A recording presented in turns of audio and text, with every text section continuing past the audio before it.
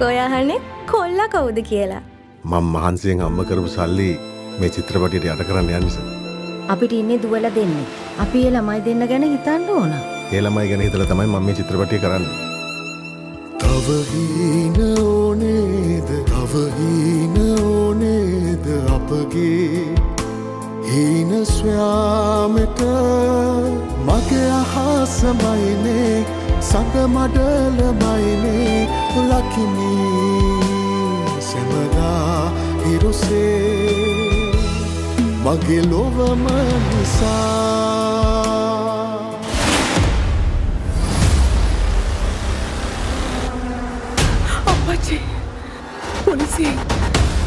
ඇයි සර් අවුරුදු 8ක් ගිහලත් අපේ පවුලට මේ විදිහට හිරියර කරන්න?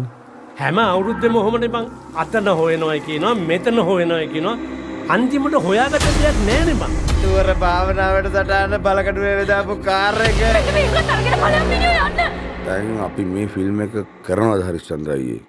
ඒකේ කැලුම් මල්ලිට චරිතයක් තියෙනවා. මට හැමදේම මතකයි සර්. මට හොඳටම ෂුවර්. හරිස්චන්ද්‍රේ තමයි මිනිහ වෙන තැනක වල්ලන්නේ. අචිනිට අර ෂේන් කියන පිරිමිණියත් එක්ක සම්බන්ධයක් තිබුණා. The dead cannot cry out for justice. පළවුට යුක්තිය ඉල්ලා කෑ ගැසිය නොහැකි. කියන්න මට කොහෙද මිනිහ බලලුවේ කියලා. දරුවා මරපු එකේ පලිය. ඔය හරිචන්ද්‍ර පවුලෙන් මං තවම අරගෙන ඉවර නෑ ඔපාලි. සාක්ෂි නැතුව මොකුත් කරන්න බෑ නේද? සාක්ෂි තියෙන. මැඩම්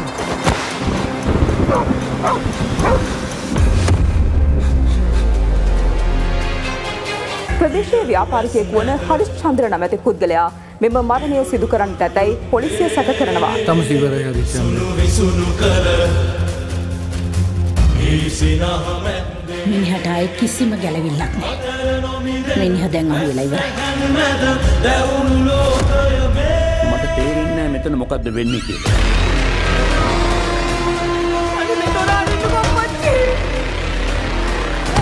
සර් මගේ කෙල්ල අසනේ බැස්ස මොකද බරයතෝ කිව්වේ? මල් මේක නතර කරන්න කියන්නේ සර්. ටොපි වගේ මං ඉවර කරා.